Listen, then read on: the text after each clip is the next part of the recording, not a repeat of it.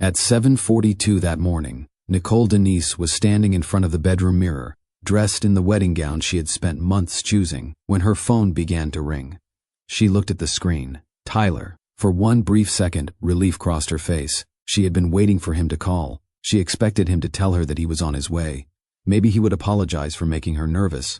Maybe he would say he had been delayed by traffic. Whatever the reason, Nicole was ready to hear his voice and move forward with the wedding she had spent 6 years believing would complete the life they had built together. She answered, "Tyler?" His breathing was heavy. "Nicole." She immediately noticed something wrong. "Where are you?" There was a pause. "I need to tell you something."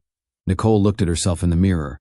Her wedding veil rested over her shoulders. Her earrings were already in place. Her engagement ring caught the light when she lifted her hand to adjust the veil. "What happened?" Tyler did not answer immediately. "I can't come." Nicole stopped moving. "What do you mean?" "I can't come to the wedding." Her fingers slowly dropped from the veil. For several seconds, Nicole said nothing. She was waiting for the explanation. A car accident, a family emergency, something unexpected. Anything that would make those words make sense. "Are you okay?" she asked. "Yes." "Is your family okay?" "Yes." Nicole's voice became quieter. "Then what's wrong?" Tyler breathed out. "I'm with Chloe." Nicole stared at her reflection. She had heard that name so many times over the past several months that it almost felt ordinary. Chloe needed something.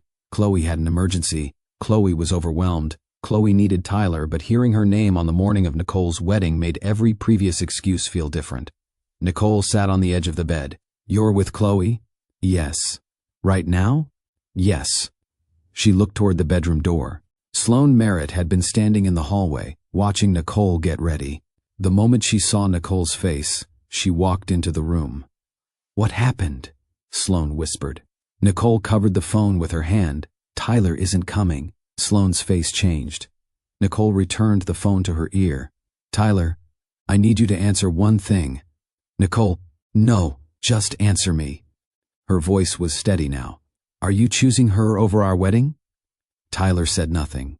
Nicole waited. 1 second. 2.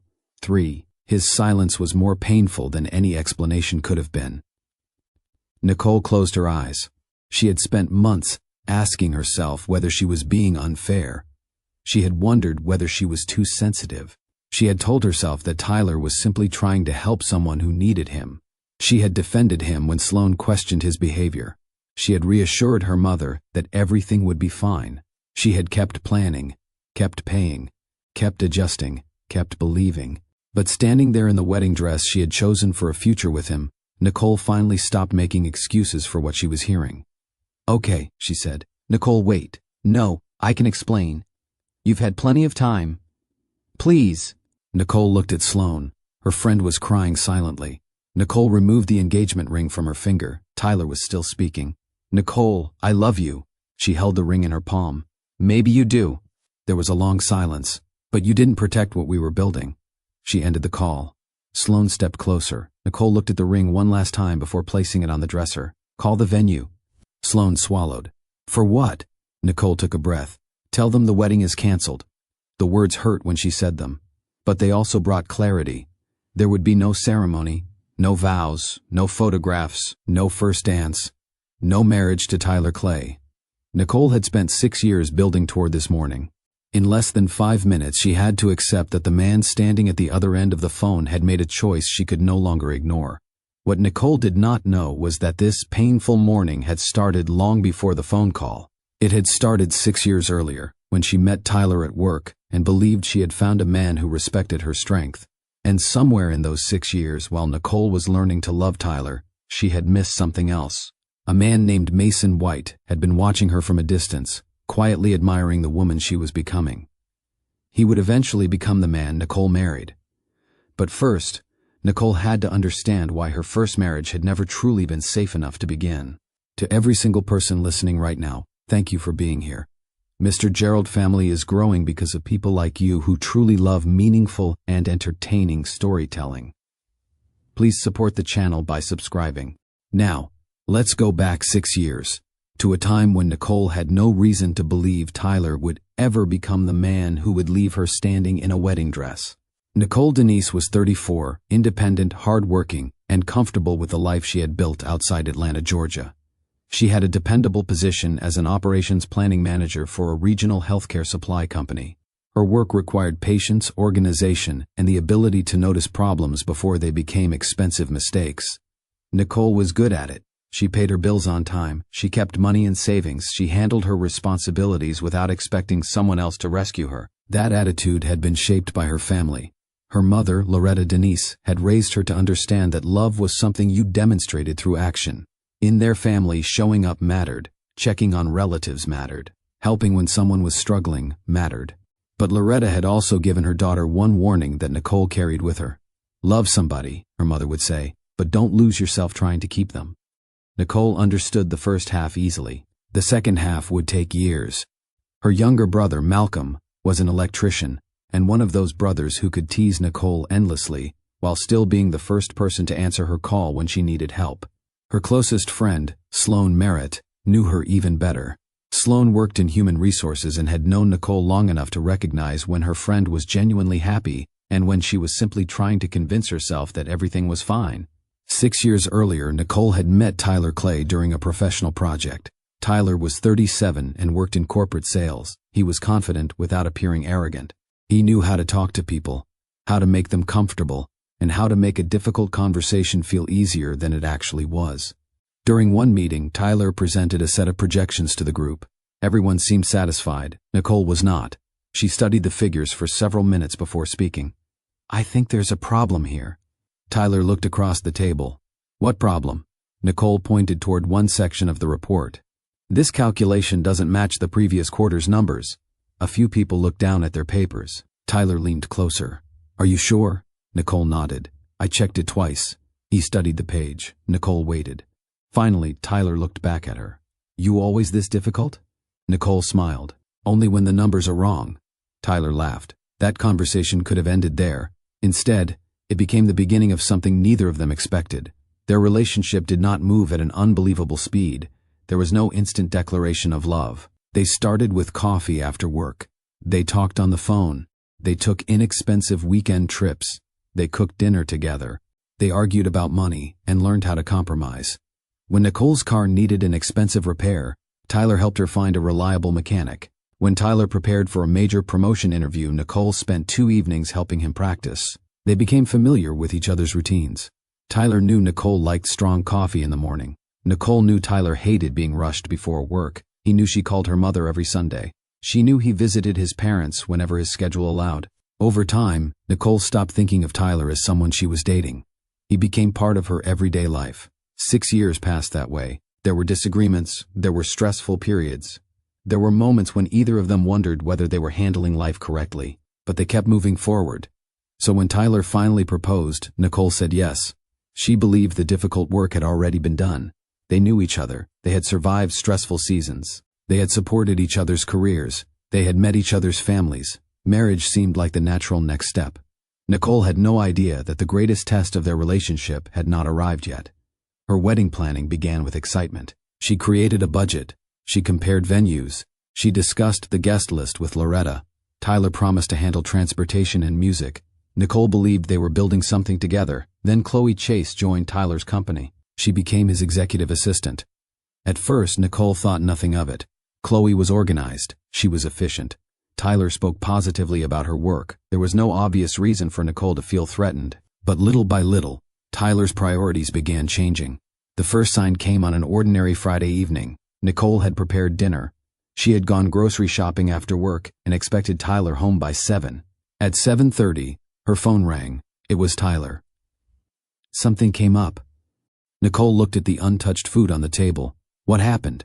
Chloe's dealing with something serious with her family. She needs help. Nicole frowned. Is she okay? She's overwhelmed.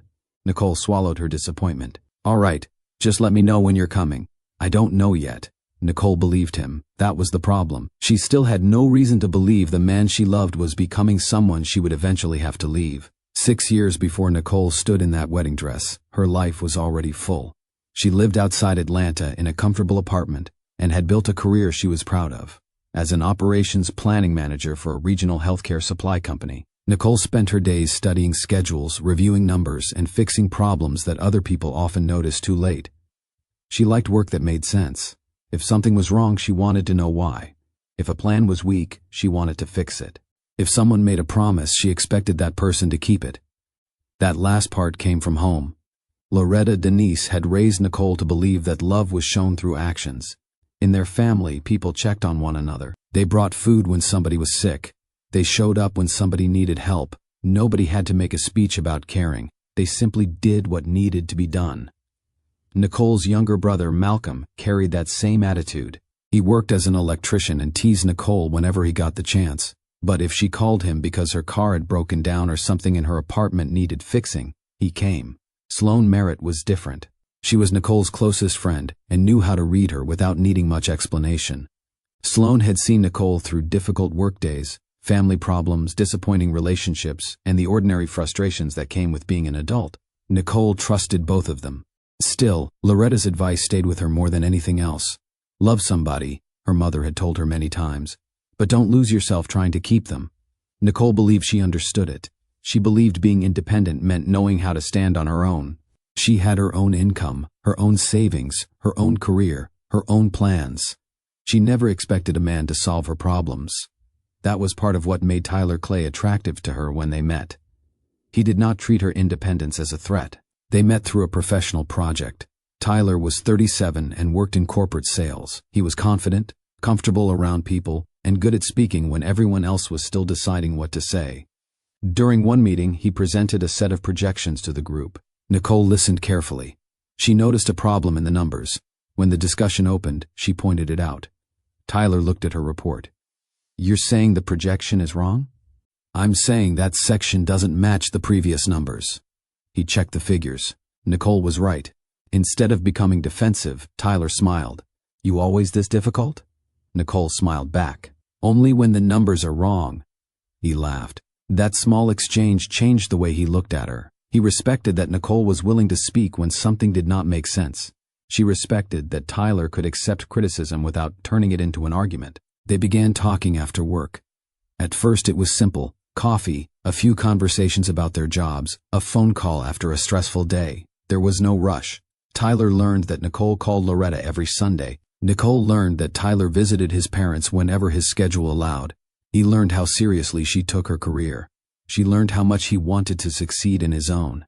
The relationship grew through ordinary moments. One evening, Nicole mentioned that her car needed an expensive repair. Tyler did not offer to pay for it. Instead, he helped her find a mechanic he trusted. Nicole appreciated that. She wanted help, not control.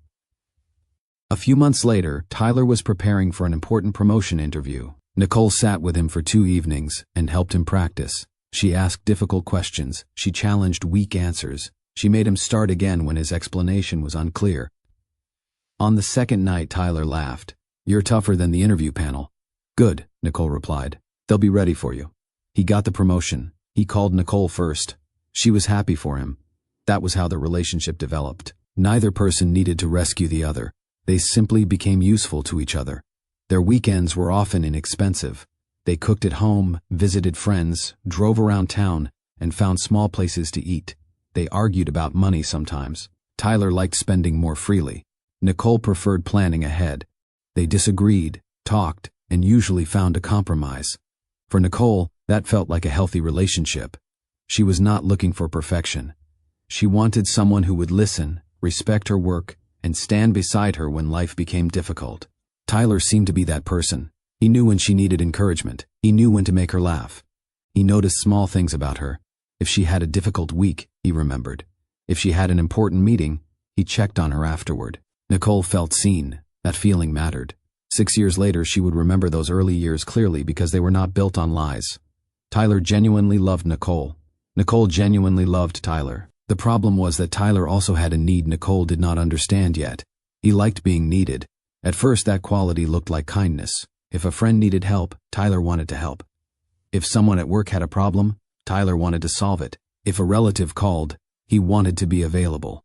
Nicole admired that about him. She did not realize that his need to feel important to other people would eventually compete with the relationship he had built with her. For several years, there was no reason for Nicole to fear that. Their relationship kept moving forward. They met each other's families. Loretta liked Tyler. Malcolm teased him almost as much as he teased Nicole. Sloan watched the relationship closely but had no reason to interfere.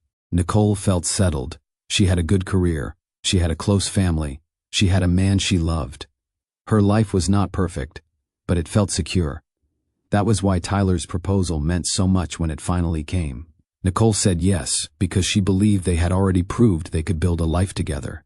She believed the difficult part was behind them. She did not know that marriage would soon force her to examine the difference between being loved and being prioritized. At the time, all Nicole saw was the man she had known for 6 years. She saw Tyler. She saw their future. She saw the wedding they would build together.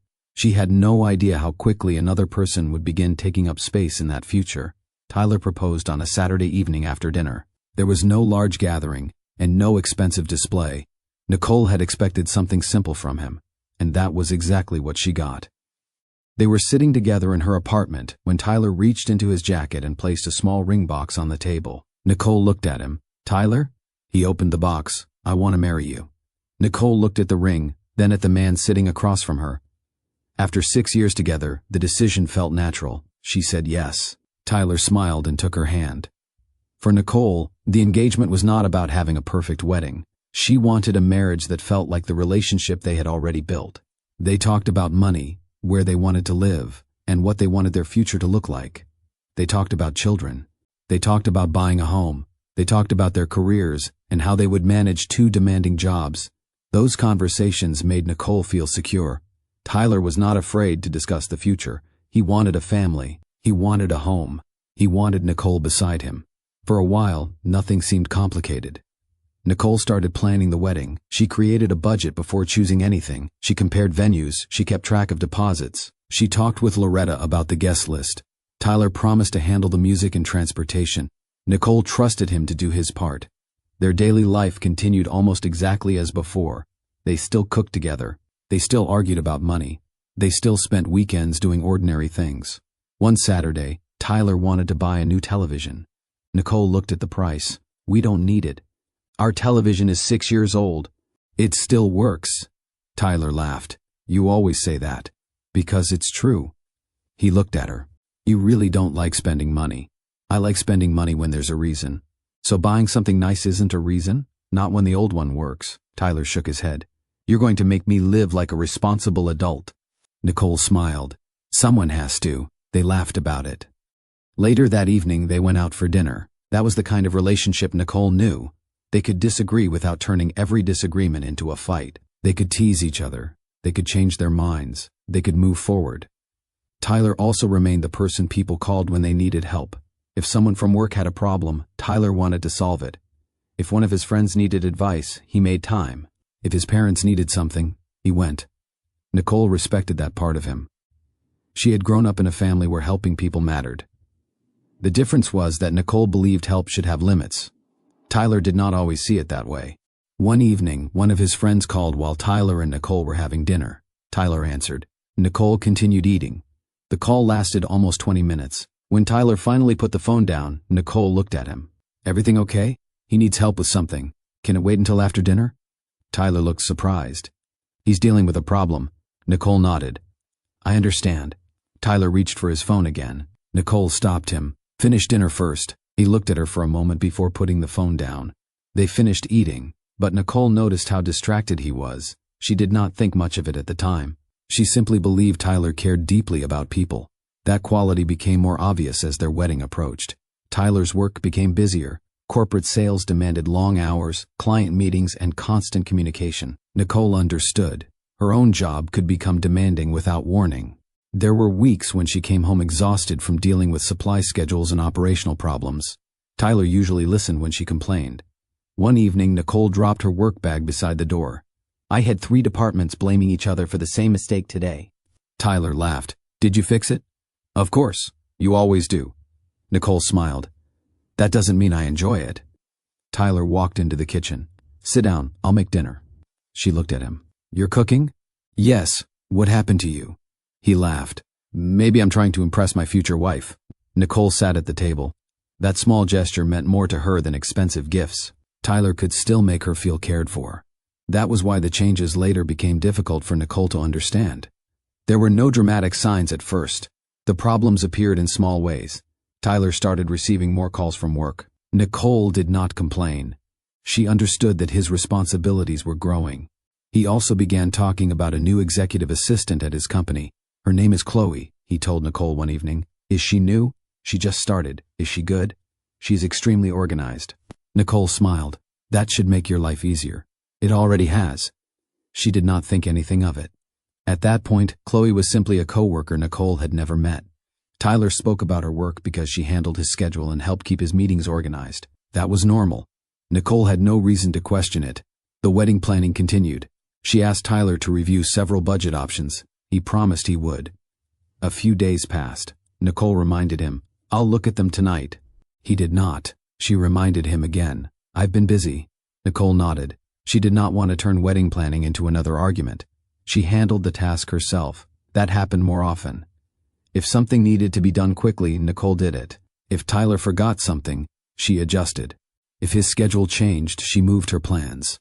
At first, she considered it temporary. His workload was increasing. The wedding was important, but so was his career. She wanted to support him. Tyler appreciated that. He would hug her and say, I don't know what I'd do without you. Nicole liked hearing those words. They made her feel important. But there was another side to Tyler's personality that Nicole had not fully recognized. He did not simply enjoy helping people. He needed to feel that people depended on him. When someone came to him with a problem, he felt useful. When someone trusted him with something difficult, he became deeply involved. That quality had helped him professionally. It also made him generous with his time. But generosity without boundaries could become a problem inside a relationship. Nicole noticed the difference one evening when they were supposed to discuss the wedding. She had prepared dinner and placed the budget documents on the table. Tyler's phone rang. He looked at the screen. It's work. Nicole nodded. He answered. The conversation lasted several minutes. When he finished, he looked at Nicole. Sorry, it's fine. I'll help you with the budget after dinner. Nicole smiled. Okay. He meant it. At least, she believed he did. They ate. They talked about his day. They talked about hers. By the time dinner was finished, Tyler looked tired. I'll look at it tomorrow. Nicole closed the laptop. Okay, she did not argue. The next day became the next week. Still, Nicole remained patient. She believed marriage required flexibility. She believed two people could have different priorities during busy seasons. She believed Tyler would make more time once work settled down. Then Chloe began calling him outside normal work hours. The first time, Tyler answered while they were watching television. Nicole barely noticed. The second time, he stepped into another room. The third time, he explained before she asked. Chloe has a problem at work. Nicole nodded. What kind of problem? She needs help handling something. Can it wait until tomorrow? Tyler looked at his phone. No. Nicole accepted the answer. She did not want to become suspicious simply because another woman worked closely with her fiancé. She trusted Tyler. That trust was real. So was the change beginning inside their relationship. Tyler still loved Nicole. He still wanted to marry her. He still believed he was doing nothing wrong. But he was becoming increasingly comfortable giving other people the time and attention Nicole had once received without having to ask. Nicole had not reached the point of questioning him yet. She was still giving him the benefit of the doubt. Soon, however, Chloe would stop being just a name Nicole heard during conversations. She would become the person whose problems repeatedly took Tyler away from the woman preparing to marry him. The first Friday evening, Chloe's personal problems affected Nicole's plans. Nicole still believed it was an isolated situation. Nicole had prepared dinner after work. Tyler was supposed to be home by 7. At 7:30, her phone rang. Something came up, Tyler said. Nicole looked at the food she had prepared. What happened? Chloe's dealing with something serious with her family. She needs help. Nicole frowned. Is she okay? She's overwhelmed. Nicole cared about people, so she did not immediately question why Tyler needed to be involved. All right, just let me know when you're coming. I don't know yet. He never came home that night. The following morning, Tyler apologized. Nicole accepted it. She did not want to become suspicious every time her fiancé helped another person. At that point, Chloe was still just Tyler's assistant. Nicole had never met her. She had no reason to believe Tyler was being unfaithful. What bothered Nicole was something smaller. Tyler had started making room for Chloe in ways he was no longer making room for her. A few weeks later, Tyler canceled another dinner. Work? Nicole asked. Chloe needs help. Nicole looked at him. With what? She has a family issue again. Nicole nodded. All right. Tyler kissed her forehead. "I'll make it up to you."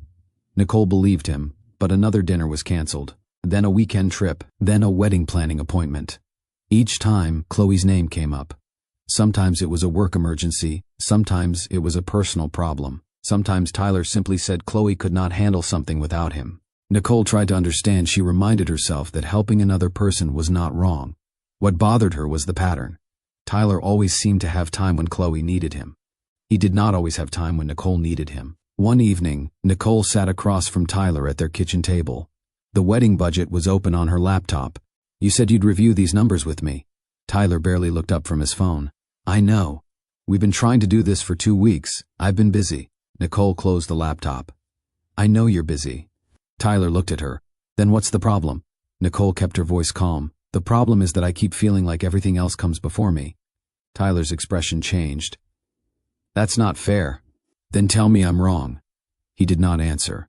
Instead, he reached across the table and took her hand. "Nicole, we're getting married. You know I love you." She looked at him. "I know you love me." "Then why are we having this conversation?" "Because loving me and making time for me are not the same thing." Tyler sighed. "I have a demanding job." "So do I." "I know." "Then you understand." Nicole waited for him to say something that would settle the matter. Instead, he squeezed her hand. "I'll do better." Nicole nodded. She wanted to believe him. For a few days, things improved. Tyler came home earlier. He helped with the wedding budget. He took Nicole out for dinner. She relaxed. She thought the problem had been solved. Then Chloe called during dinner. Tyler answered immediately. Nicole watched him. He listened carefully. His expression became concerned. When he ended the call, he reached for his jacket. "I have to go." Nicole looked at him. "Right now?" "Yes." "What's wrong?" "She's having another problem." Nicole looked at the dinner they had barely touched. "Tyler, we're having dinner." "I know. You promised me tonight. I'll be back." "When?" "I don't know." Nicole looked at him for a moment. "Tyler, this keeps happening." He became frustrated. "I'm trying to help someone." "I know. Then why are you making this difficult?" Nicole's face tightened. "I'm not making it difficult. I'm telling you that I'm getting tired of being the person you expect to understand everything." Tyler grabbed his keys. "I don't have time for this." He walked out. Nicole stayed at the table. That night she did not call him. She did not argue. She cleaned the kitchen and went to bed. The next morning, Tyler apologized. Nicole accepted his apology, again. The pattern continued. Sloan noticed before Nicole admitted it they were having lunch one Saturday. When Nicole mentioned that Tyler had canceled another wedding planning appointment, Sloan stopped eating. Why? Chloe needed him. Sloan looked at her. "Again?" Nicole nodded. Sloan placed her fork down. "Nicole, I'm not telling you to leave him. I know. But I'm asking you something." "What?" "When you need Tyler, does he make room for you?" Nicole looked at her friend. She had an answer ready. She could have said yes. She could have explained his workload. She could have said Tyler loved her. Instead, she realized she was struggling to give a simple answer. Sloan did not push her. She simply waited. Nicole finally looked down. "I don't know," Sloan nodded. "That's what worries me." Nicole drove home with those words in her mind. That evening, she stood in her bedroom and looked at the wedding dress hanging in the closet. The invitations were already addressed. The venue had been paid. Her mother had bought her dress. Everything looked ready. But Nicole suddenly wondered whether she was preparing for a marriage or simply preparing for a date on a calendar. She still loved Tyler. That was what made the situation difficult. She was not dealing with a man she hated. She was dealing with a man she loved, who kept making choices that left her feeling less important. Nicole sat on the edge of the bed and called Loretta. Her mother listened while Nicole explained what had been happening. Loretta did not immediately tell her to leave Tyler. She did not tell her to stay either. She asked the same questions Sloan had asked. "When you need Tyler, does he make room for you?" Nicole looked down at the engagement ring on her finger. "I don't know." Loretta's voice softened. "Then you need to find out before you marry him." Nicole understood. She had spent months asking whether Tyler loved her. Maybe that was not the question she needed to answer. She needed to look at what he was doing. 3 weeks remained before the wedding. Nicole returned home that evening and opened her wedding planner. She looked at the date. Then she closed it. For the first time since Tyler proposed, Nicole was no longer thinking about how beautiful the wedding would be. She was thinking about the life waiting for them after the guests left. A wedding would last one day. A marriage could last decades. Nicole needed to know whether Tyler was ready for the second one. She did not know that within those 3 weeks, Tyler would make a decision that would answer that question for her. 3 weeks before the wedding, Nicole stopped making excuses for Tyler. She did not confront him every time he changed a plan. She did not argue when his phone rang. She did not ask where he was whenever he came home late. She simply started paying attention. The change was small, but it mattered. For months, Nicole had listened to Tyler's explanations and accepted them because she wanted to believe the man she loved. Now she began looking at what he actually did. The wedding required several things to be completed. The final payments needed to be confirmed. The guest list needed to be reviewed. Transportation had to be arranged. The rehearsal needed to be scheduled. Nicole had handled most of it. Tyler had promised to help. One Monday evening, Nicole placed the wedding folder on the kitchen table. "Can you go through these with me tonight?" Tyler was checking his phone. "Sure. What time?" "I should be free after 8. Nicole nodded. At 8:15, Tyler was still working. At 8:40, his phone rang. He looked at the screen. "It's Chloe." Nicole continued reviewing the paperwork. Tyler answered. The conversation lasted several minutes. When he finished, he picked up his jacket. "I need to go back to the office." Nicole looked at him. "For what?" "Chloe needs help with something." Nicole closed the folder. "You were supposed to help me tonight." "I know. We agreed on this. I'll make it up to you." Nicole looked at the folder in front of her. She had heard those words before. This time she did not argue. "All right." Tyler left. Nicole remained at the table and finished the paperwork alone. The next morning, Tyler apologized. "I know I let you down." Nicole looked at him. "You did." He seemed surprised by how quickly she said it. "I'll make sure it doesn't happen again." Nicole nodded. "Okay." She did not tell him that she no longer needed another promise. She needed to see whether he would actually change. That week, Tyler made an effort. He came home earlier. He helped Nicole compare 2 vendors. He asked about the guest list. For a few days, Nicole felt hopeful again. Maybe the conversation had finally reached him. Maybe he understood what she needed, but the improvement did not last. On Thursday, Nicole had arranged for them to meet at the wedding venue. She wanted Tyler to see the reception room before they finalized the remaining details. She arrived on time. Tyler did not. At 6:15, Nicole called him. He answered. "I'm sorry. Where are you?" "I'm still at work. You said you'd be here at 6. I know. Can you still come?" Tyler looked at his schedule. "I don't think so." Nicole looked around the reception room. The tables were already arranged. The room was ready for them to make their final decisions. "What happened?" "Chloe has an issue with a client." Nicole took a breath. "Tyler, I'm at our wedding venue." "I know. You knew this appointment mattered. I'll look at everything tomorrow." Nicole looked at the empty chair beside her. "No." "What?" "You don't need to come tomorrow." Tyler sounded confused. "Nicole, I'm trying." "I know." "Then what's wrong?" Nicole answered honestly. "You keep telling me you're trying, but I'm the one who keeps adjusting." Tyler became defensive. "You know how demanding work has been." "I do." "Then you should understand." "I understand your job. I don't understand why our wedding keeps coming after everything else." Tyler said nothing. Nicole continued. "I need you to decide what matters to you. Nicole, you matter to me. Then your choices should show it." She ended the call. It was the first time she had refused to soften what she meant. She went home and finished the remaining wedding decisions herself. The next day, she met Sloan for lunch. Sloan listened while Nicole explained what happened. "I didn't fight with him," Nicole said. Sloan nodded. "What did you do?" "I finished the appointment." "Good." Nicole looked down at her food. "I don't know what I'm supposed to do with all of this." Sloan answered simply. "Stop deciding for Tyler." Nicole looked at her. "What do you mean?" "You keep explaining his behavior for him. He's busy. He's helping Chloe. He has a demanding job. You give him every reason except the one that comes from his own choices." Nicole considered that. Sloan continued. "You don't have to accuse him of anything. Just watch what he does." Nicole nodded. That was exactly what she intended to do. That Sunday, Nicole visited Loretta. Her mother was preparing dinner when Nicole arrived. Loretta looked at her daughter. "You look tired."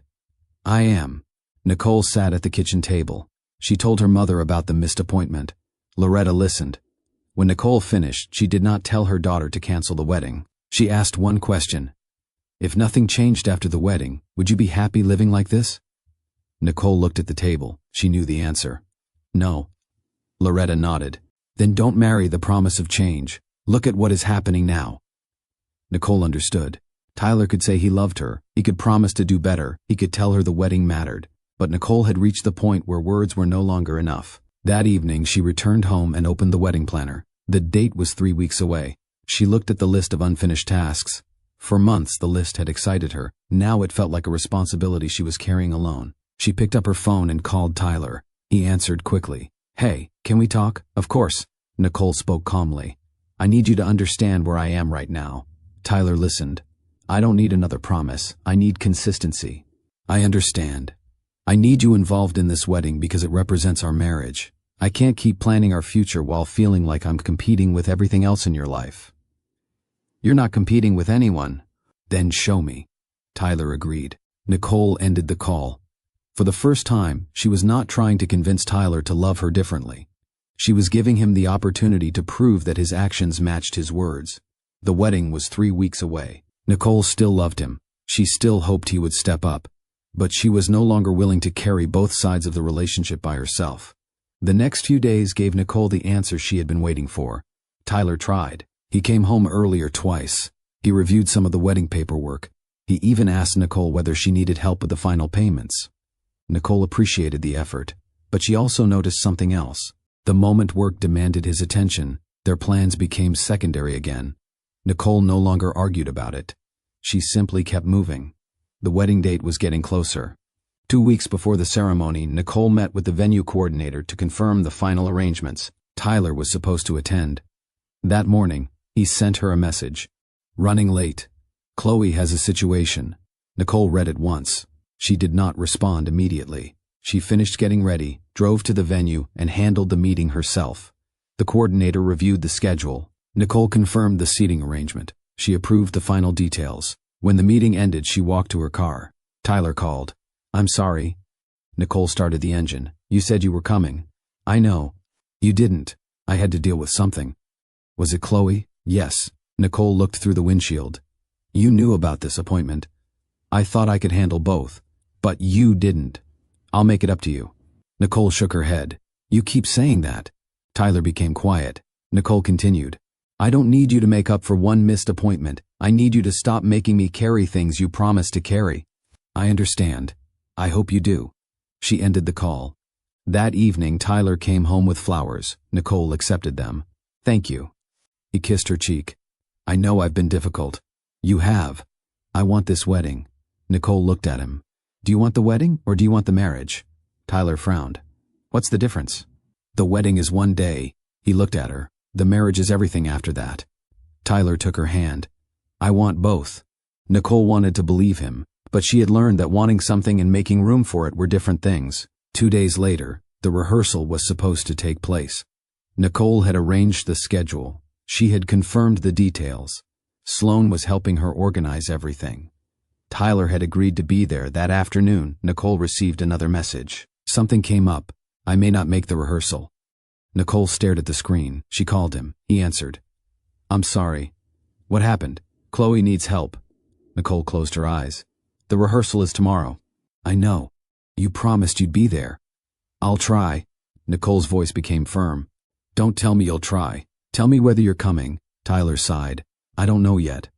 Nicole felt the disappointment settle inside her. "Okay, Nicole, I'll handle it." She ended the call. The next morning, Tyler canceled. Nicole stood inside the empty rehearsal space while Sloan helped the coordinator adjust the schedule. Sloan looked at her. "Are you okay?" Nicole nodded. "I'll be fine." The coordinator asked whether they should reschedule. Nicole looked at the chairs arranged for a rehearsal that would never happen. "No." Sloan looked at her. "You're sure?" "Yes." Nicole had stopped wanting Tyler to appear simply because she asked. She wanted him to understand why he should be there. That afternoon, Tyler called. "I know you're angry," Nicole answered calmly. "I'm disappointed. I told you Chloe had an emergency. You've told me that many times. She's dealing with something serious. I hope she's okay. She needs me." Nicole looked down. "I know. You don't understand. I understand very well." Tyler became frustrated. "What do you want me to do?" "I wanted you to show up for our rehearsal. I couldn't. That is your answer." There was nothing more to say. The wedding was 2 days away. Nicole went home and checked every item on her list. The dress was ready. The venue was ready. The vendors were confirmed. The guests had received their information. Everything was prepared, except Nicole's confidence in the man she was supposed to marry. That night, Tyler came over. Nicole opened the door. He looked tired. "I wanted to see you." "Okay." He stepped inside. "I know things have been difficult." Nicole nodded. "They have. But I will be at the wedding." She looked at him. "You're sure?" "Yes." "When will you arrive?" Tyler hesitated. Nicole waited for his answer. "I'll be there." "That wasn't my question." He looked uncomfortable. "I don't know exactly." Nicole felt her stomach tighten. "You don't know when you're coming to our wedding?" "I'll get there." "Tyler, I need an actual answer. I can't give you one right now." Nicole looked at him. The wedding was 2 days away. She had spent months preparing. She had given him every opportunity to step forward, yet he still could not tell her when he would arrive. Tyler moved closer. "Nicole, I love you." She looked at him. "I know." "Then trust me. I have trusted you. You still can." Nicole shook her head. "Trust isn't something you ask for after ignoring the same problem." Tyler looked hurt. "What are you saying?" "I'm saying I need to see what you do." He reached for her hand. "I'll be there." Nicole allowed him to hold it. She wanted those words to be enough. They were not. The night before the wedding, Nicole barely slept. Her dress was ready. Her shoes were beside it. The jewelry she planned to wear was arranged on the dresser. Everything she had imagined was waiting for morning. But Nicole was no longer thinking about the ceremony. She was thinking about Tyler. She had spent 6 years believing she knew the man she was about to marry. Now she was seeing a side of him she could no longer explain away. He was not confused. He was not unaware. He knew she needed him. He knew the wedding was important. He knew she was hurt. Still, he continued making the same choices. The next morning, Nicole woke before sunrise. Sloane arrived to help her get ready. Nicole put on her dress. She looked at herself in the mirror. Sloane stood behind her. "You look beautiful." Nicole smiled faintly. "Thank you." Sloane adjusted the veil. "Are you ready?" Nicole looked at the phone on the dresser. "I don't know." Before Sloane could answer, the phone began ringing. Tyler's name appeared on the screen. Nicole reached for it. This was the call that would finally settle everything. Nicole looked at Tyler's name on the screen and answered. "Hello?" His voice was tired. "Nicole? Where are you? I need to tell you something." Nicole sat on the edge of the bed. Sloane stood nearby. "What happened?" Tyler took a breath. "I can't come." Nicole looked at Sloane. "What do you mean?" "I can't come to the wedding." Nicole's hand tightened around the phone. "Are you okay?" "Yes." "Is your family okay?" "Yes." "Then why aren't you coming?" Tyler answered quietly. "I'm with Chloe." Nicole looked toward the floor. She had heard Chloe's name for months. Now, on the morning of her wedding, that name was the reason Tyler would not be standing beside her. "Is Chloe hurt?" "No." "Then what's happening?" "She needs me." Nicole looked at her wedding dress. "She needs you more than I do today?" Tyler did not answer. Nicole stood. "Tyler, I need you to be honest with me." "I am." "No. You've been telling me what you think I want to hear. I need the truth." "I can't leave her right now." Nicole's eyes filled with tears. "You can leave me?" "That's not what I'm saying. You're not coming to our wedding. I know. You knew this was happening today. I know. You knew how long we've planned for this. I know." Nicole looked at Sloane. Her friend moved closer. Nicole's voice became steady. "Are you choosing her over our wedding?" Tyler did not answer. Nicole waited for an explanation. None came. She finally understood. She had asked Tyler the same question in different ways for months. Who mattered? Where did she fit? Would he make room for her? He had answered with promises. Now he had answered with a decision. Nicole wiped her cheek. "I understand. Nicole, please. No." "Let me explain. You've had months. I love you." Nicole closed her eyes. "I believe you." Tyler sounded confused. "Then why are you doing this?" "Because love isn't enough when the person you love keeps choosing something else." "I'm trying to help Chloe." "I know. She has nobody else." Nicole's voice softened. "You had me." Tyler had nothing to say. Nicole looked at the ring on her finger. "I hope Chloe gets the help she needs." "Nicole, but I am not marrying you today." She ended the call. Sloane walked toward her. Nicole removed the engagement ring. Her fingers shook as she placed it on the dresser. Sloane looked at her. "What do you want to do?" Nicole looked at the wedding dress. "I want to cancel everything." Sloane reached for her hand. "I'll help." Nicole called the venue. She explained what had happened. There was no shouting, no dramatic scene, just difficult decisions that had to be made. The ceremony was cancelled. The caterer was contacted. The photographer was notified. Some payments could not be recovered, others could. Nicole accepted the financial loss. It hurt, but she knew money was not the most important thing she had lost. By afternoon, Loretta arrived.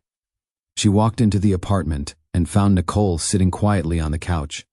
Her wedding dress was still on. Loretta sat beside her. Nicole leaned against her mother. "I thought I was going to marry him." Loretta held her. "I know. I still love him. I know." Nicole wiped her face. "I don't understand how 6 years ended like this." Loretta answered gently. 6 years didn't end this morning. This morning showed you what those 6 years had become." Nicole looked at her mother. Those words hurt because they were true. Later that evening, Tyler came to the apartment. Nicole opened the door. He looked exhausted. "Can I come in?" She stepped aside. Tyler entered and looked around. The wedding decorations were still there. Boxes sat near the wall. Cards were stacked on the table. The life they had planned was scattered around the apartment. Tyler looked at Nicole. "I made a mistake." Nicole shook her head. "You made a choice. I didn't mean for this to happen, but it did. I was trying to help Chloe. I believe you." Tyler looked surprised. "Then why won't you understand?" Nicole looked directly at him. "Because I understand exactly what happened." He moved closer. "I love you. I know. I never wanted to hurt you. But you did. I can fix this." "No." "Nicole, please." She walked toward the bedroom. A moment later, she returned with the engagement ring. She placed it in his hand. Tyler stared at it. "You don't have to do this. I already decided." "You're ending 6 years because of one day?" Nicole looked at him. "This isn't about one day." Tyler lowered his eyes. "You're angry. I am hurt. I can change." Nicole shook her head. "You have said that before. I mean it now. I hope you do." Tyler looked at her. "Then give me another chance." Nicole's eyes filled again. "I gave you chances while we were together. You could give me one more." "No." "Why?" "Because I don't want to spend the rest of my life asking you to choose me." Tyler wiped his face. Nicole continued. "I want a husband who understands that without being asked." Tyler looked at the ring in his hand. "I thought you would always be there. I thought you would always be there too." That answer broke something in him. He began crying. Nicole wanted to comfort him. For years, that had been her instinct. When Tyler hurt, she helped. When Tyler struggled, she stayed. When Tyler needed reassurance, she gave it. But she knew she could not keep taking responsibility for his feelings while ignoring her own. "Please go home, Tyler." He looked at her. "Is this really over?" Nicole nodded. "Yes." Tyler stood there for several seconds. Then he walked toward the door. Before leaving, he turned around. "I really did love you." Nicole looked at him. "I loved you too." He left. Nicole closed the door. Sloane was waiting in the living room. Nicole walked over and sat beside her. She looked exhausted. "I thought losing him would be the hardest part." Sloane held her hand. "What is?" Nicole looked toward the bedroom where her wedding dress had been hanging only hours earlier. "Accepting that I kept asking for things I should never have had to beg for." Sloane squeezed her hand. Nicole had lost the wedding she planned. She had lost the future she had imagined with Tyler. She had lost money on a ceremony that never happened. But there was something else she had finally gained. Clarity. For 6 years, Nicole had believed being loyal meant staying through every disappointment. She had believed patience meant accepting another excuse. She had believed love meant making room for someone, even when they stopped making room for her. Now she understood what Loretta had tried to teach her years earlier. Loving someone did not require losing herself. Nicole looked at the engagement ring Tyler had taken with him. The wedding was over. The relationship was over. But Nicole's life was not. She just did not know yet what that life would become. The Monday after the canceled wedding, Nicole went back to work. She did not want sympathy. She wanted her routine. She arrived early, opened her laptop, reviewed the day's schedule, and started working. For the first few hours, she managed to keep her mind on business. By lunchtime, an old project file caught her attention. Nicole opened it. The report contained recommendations she remembered making months earlier. She checked the presentation history. Tyler's name was on the final version. Nicole kept reading. Several sections contained her analysis almost word for word. She opened another report. The same thing appeared, then another. Her work was there, her research was there, her recommendations were there. Tyler had presented them as part of his work. Nicole sat at her desk and looked at the files. She could have called Tyler. She could have confronted him. She could have demanded an explanation. She did none of those things. Instead, she opened a new folder and began saving the original records. She kept the emails, she kept the drafts, she kept the dates, she kept the versions showing when the work had been created and who had contributed to it. She was not trying to punish Tyler. She was protecting herself. That distinction mattered. For years, Nicole had been willing to cover for Tyler because she believed they were building a future together. That future was gone. She could no longer afford to ignore things simply because they involved someone she loved. Later that afternoon, Nicole received a message from Sloan. "How are you holding up?" Nicole replied. "Working." Sloan sent another message. "That's very you." Nicole smiled. For the first time since the wedding, she felt a little lighter. Her work had always given her structure. She needed that now. Over the next few weeks, Nicole focused on her career. She stopped checking whether Tyler had called. She stopped reading old messages. She stopped looking at the wedding plans. She returned the attention to herself. Her job remained demanding. That was good for her. There were problems to solve, schedules to correct, reports to review. Nicole knew how to handle those things. One afternoon, a former professional contact called. "I heard you're doing independent work." Nicole sat back in her chair. "A little. I have a client with an inventory problem. Would you be interested?" Nicole asked for the details. The company needed help organizing its inventory process and reducing unnecessary costs. Nicole reviewed the information. She accepted the project. It was not a huge contract. The payment would not change her life. But it was hers.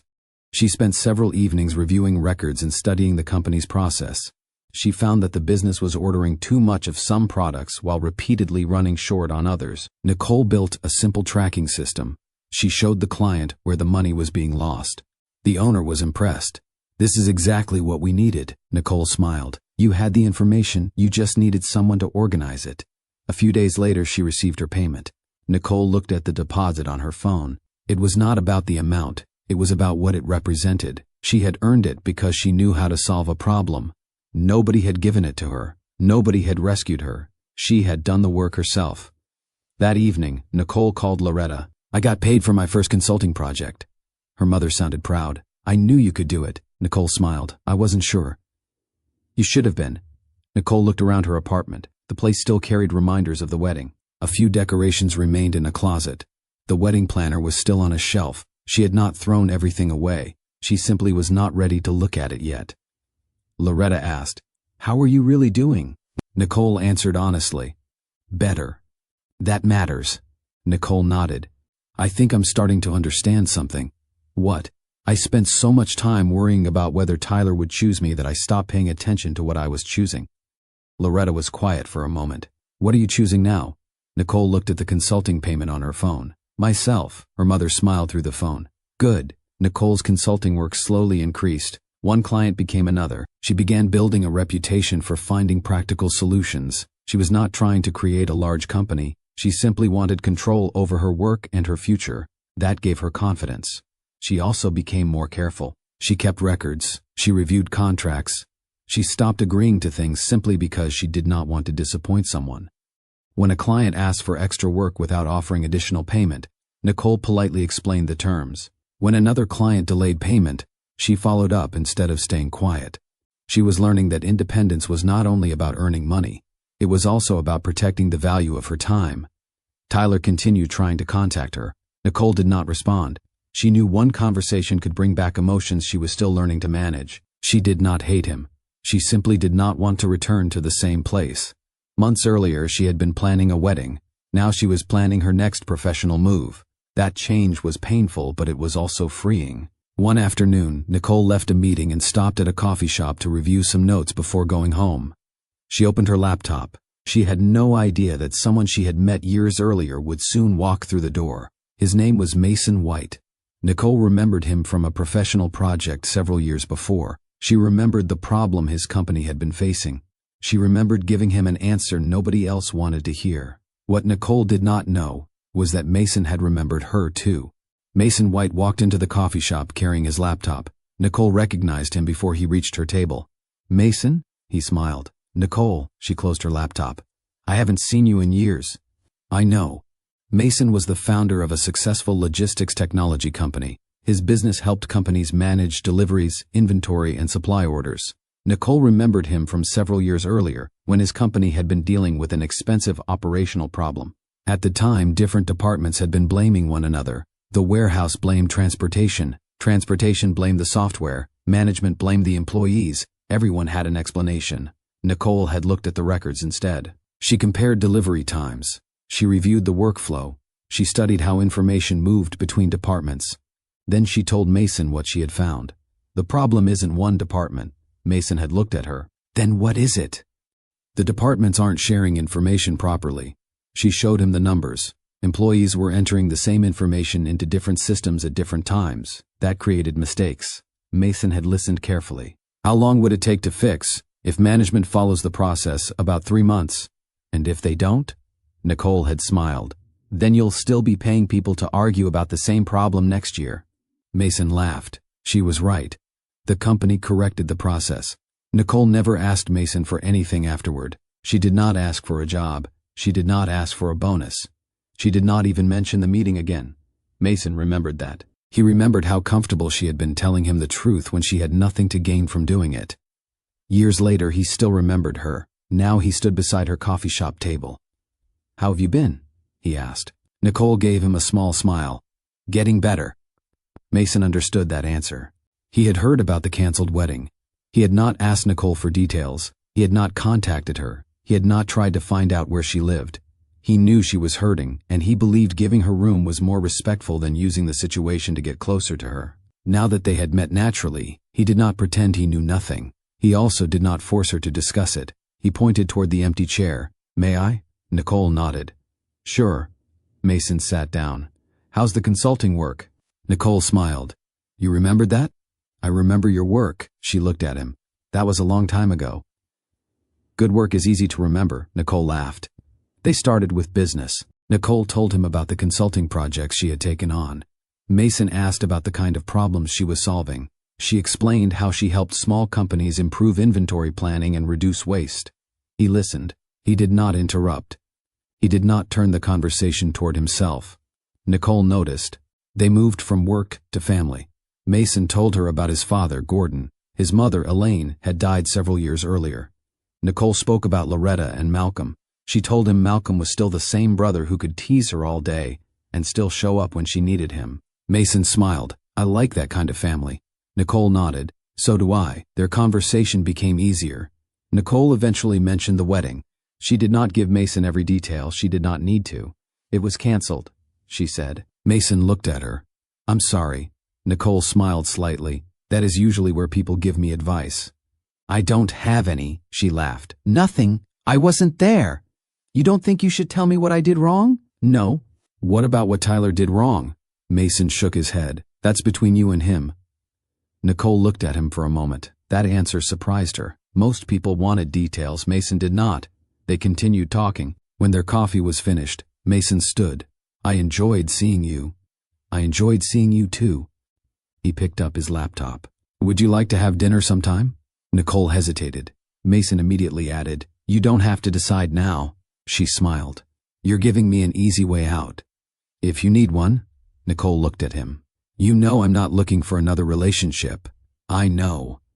And I'm trying to rebuild my life." "I know that too." "Then why ask?" Mason answered honestly. "Because I enjoy talking to you." Nicole smiled. "That is a fair answer." He waited. "Dinner?" Nicole thought about it. "Dinner is okay." Mason smiled. "Then I'll see you later." They agreed on a day. Nicole watched him leave. She felt something she had not expected. Relief. There was no pressure, no attempt to impress her, no promise about the future, just an invitation. That evening, Nicole told Sloan, "Mason White asked me to dinner." Sloan smiled.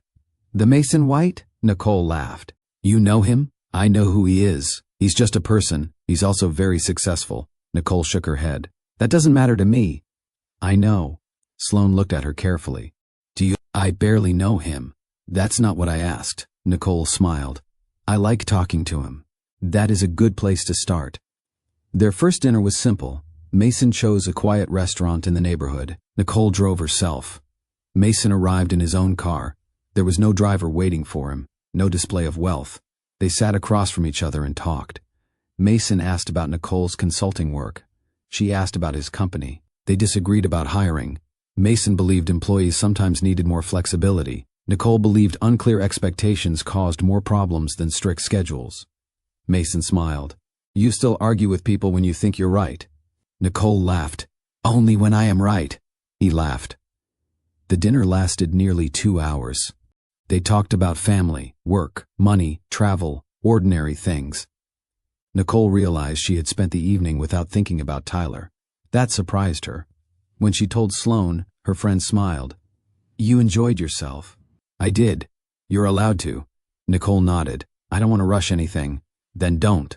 That became the understanding between Nicole and Mason. They did not rush. They met for coffee. They had dinner. They talked about work. Sometimes they walked through a neighborhood park. Sometimes they simply sat together and talked about their families. Mason never treated Nicole like someone broken by a failed relationship. He treated her like Nicole. That mattered. He also never told her how he had felt about her years earlier. He remembered that first professional meeting. He remembered her confidence. He remembered that she had challenged him when everyone else had accepted the wrong answer. Over time, his respect for her had become something deeper. But Mason knew Nicole needed freedom. He would not turn her difficult season into an opportunity for himself, so he kept his feelings to himself. Nicole only saw a man who listened. She did not yet know how long Mason had admired her. She also did not know how wealthy he really was. That discovery would come soon, and it would test whether this new relationship could remain equal when Nicole finally understood just how much money Mason had. Nicole and Mason continued seeing each other without rushing the relationship. That suited Nicole. She had spent 6 years building a future with Tyler, only to discover that the future depended too much on promises. With Mason, she wanted to move differently. They talked, they listened, they disagreed, they learned. One Saturday afternoon, Mason invited Nicole to his office because he needed her opinion on an operational problem. Nicole looked over the numbers on his desk. You're losing money here. Mason smiled. I was hoping you'd say that. You asked me to be honest. I did. She pointed to the report. Your process is too complicated. Mason leaned closer. Why? Because you're paying people to enter the same information more than once. He looked at the figures. You're right. Nicole smiled. That sounds familiar. Mason laughed. You haven't changed, neither have you. They continued working. Nicole enjoyed conversations like that. Mason respected her judgment. He never treated her opinion as something she gave because she was dating him. She was simply good at what she did. That distinction mattered to her. A few weeks later, Nicole learned just how successful Mason really was. They were sitting in his office when she noticed a financial report on his desk. She glanced at it. Then she looked at him. Is this your company? Yes. You own this? Most of it. Nicole looked back at the report. She had known Mason was successful. She had not understood the size of his wealth. How much is this company worth? Mason gave her a figure. Nicole stared at him. That is your company? Yes. She looked at him again. You're extremely wealthy. Mason smiled. I suppose I am. Nicole leaned back. You never told me. You never asked. That is not an answer. It is. Nicole shook her head. You could have mentioned it. Mason closed the report. I didn't want money to change how you treated me. Nicole looked at him. It wouldn't, I know. Then why hide it? I didn't hide it. I just didn't make it the first thing you knew about me. That answer stayed with Nicole. She had already seen how he behaved without knowing his financial position. He had listened to her. He had respected her work. He had accepted her boundaries. Nothing about that had depended on her knowing he was wealthy. Still, the discovery made Nicole more careful. She did not want her new relationship to become another situation where she slowly gave up control. One evening, she told Mason exactly that. I need to ask you something. Go ahead. Do you expect me to change my life because you're wealthy? No. Do you expect me to stop working? No. Do you expect me to depend on you? No. Nicole watched his face. He answered each question without hesitation. I need you to understand something, she said. I don't want someone taking care of me. Mason nodded. I understand. I've worked hard for what I have, I know. I don't want money deciding who I become. It won't. Nicole relaxed. But the real test came a few weeks later. One of Nicole's consulting clients delayed a large payment. The delay created a problem. Nicole had already completed the work. She had bills to pay. She also had another project beginning that required upfront expenses. Mason learned that she was dealing with the issue. One evening he said, "I can cover the expense." Nicole looked at him. "No. I wasn't asking for anything. I know. I can help. I don't need you to." Mason nodded. Nicole continued, "I need the client to pay me. They will. Maybe. And if they don't, I'll deal with it." Mason looked at her. "You don't have to make everything harder than it needs to be." Nicole's expression changed. "I'm not making it harder. I didn't mean it that way." "I know what you meant." Mason sat back. Nicole took a breath. "I need to solve this myself." "Okay." She looked at him. He did not argue. He did not tell her she was being stubborn. He did not remind her that he could solve the problem with one phone call. He simply accepted her answer. Nicole noticed. The following morning, Mason sent her one message. "If you want help reviewing the contract, I'm here." Nothing more. Nicole smiled when she read it. He had finally understood the difference. She did not need money. She needed respect. The client eventually paid. Nicole handled the situation herself. She reviewed the contract, followed up professionally, and received the payment several days later. When she told Mason, he smiled. "I knew you would." Nicole laughed. "You could have said that before. You didn't need me to." She looked at him. That was exactly what she needed to hear. Their relationship became closer after that. Nicole introduced Mason to Loretta. She had been nervous about it. Loretta was protective of her daughter and did not care about Mason's wealth. She cared about his character. During dinner, Mason helped clear the plates. He listened while Malcolm talked about electrical work. He laughed when Loretta teased Nicole about being stubborn. At one point, Loretta watched Mason closely. Nicole noticed after dinner her mother pulled her aside. "He listens." Nicole smiled. "He does." Loretta nodded. "That's important." Nicole looked toward the kitchen. Mason was helping Malcolm clean up. Loretta continued, "Just remember, different doesn't mean perfect." Nicole smiled. "I know." Mason was not perfect. He worked too much. He sometimes tried to solve problems before Nicole finished explaining them. Nicole had her own weaknesses. When she felt vulnerable, she sometimes became too independent. Their first serious disagreement came from that. Mason had been away for several days because of work. When he returned, Nicole was distant. He noticed. "What happened?" "Nothing." "Nicole." She looked at him. "I don't like needing people." "I know. When you're gone for days, part of me starts wondering whether this will become another relationship where I come second." Mason listened. "You should have told me." "I didn't want to sound needy. Being honest isn't needy." Nicole looked at him. "I can't promise I'll never disappoint you." She nodded. "But I can promise I'll talk to you when I do." Nicole smiled. "That I can believe." The conversation did not solve every problem. It did something more important. It showed Nicole that disagreement did not have to become abandonment. Mason could hear something difficult without becoming defensive. Nicole could express fear without hiding behind independence. That was new for her. Months passed. Nicole's consulting work grew. Mason's company continued expanding. Neither person tried to control the other.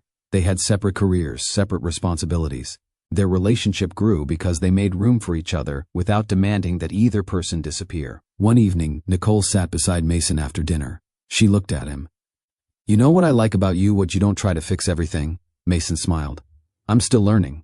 Nicole laughed. "No, you're actually listening. I want to stand beside you." Nicole looked at him, not in front of her, not above her, beside her. For the first time since Tyler canceled their wedding, Nicole understood that love did not have to mean depending on someone. It could mean having someone strong enough to respect your strength. Mason was not trying to become the man who rescued Nicole from Tyler. He was becoming the man who could build a life with Nicole without asking her to surrender herself. Nicole was beginning to see the difference. Nicole's consulting work continued to grow. It did not happen overnight. One client recommended her to another. A small inventory project led to a larger operations assignment. A company that needed help with supply planning hired her again after seeing the results. Nicole was careful with every opportunity. She did not want to build a business that depended on luck. She wanted something steady. Her biggest challenge was not finding work. It was learning how to manage the money coming in. Nicole was good at solving operational problems, but business finances were different. She could complete a project and still have to wait weeks for payment. She could have several good months, followed by a slow one. She needed a better system. That was when she met Maribel Rowe. Maribel was a 56-year-old accountant who had spent decades helping small businesses manage their finances. She had been referred to Nicole through a professional connection. Their first meeting lasted less than an hour. Maribel reviewed Nicole's records and looked at the invoices she had been sending clients. "You're undercharging," Nicole smiled. "I've heard that before." "Then you should listen," Nicole laughed. Maribel pointed to one invoice. "You spent 3 evenings on this project." "Yes, and you're charging for 2. I wanted to keep the client happy." Maribel looked at her. "Did the client ask you to work for free?" "No." "Then why are you doing it?" Nicole did not have a good answer. Maribel leaned back. "You know your work. You just haven't learned to protect it." That sentence stayed with Nicole. Maribel helped her create a proper pricing system. She showed Nicole how to calculate the time required for each project. She explained expenses. She taught her to separate business money from personal money. She showed her how to plan for taxes instead of treating every payment as available income. Nicole took notes. Maribel did not make business sound complicated. She made it practical. "You don't need to become an accountant," Maribel told her. "You need to know what your numbers are telling you." Nicole understood. For the first time, she started looking at her consulting work as a real business instead of temporary work between jobs. She opened a separate business account. She tracked every expense. She created payment terms. She stopped allowing clients to change the scope of a project without discussing the cost. That change affected more than her finances. It changed how Nicole saw herself. She was no longer waiting for someone to give her another opportunity. She was creating her own. One client asked her to complete additional work without increasing the fee. Nicole reviewed the request. "I can do that, but it will need to be added to the agreement." The client pushed back.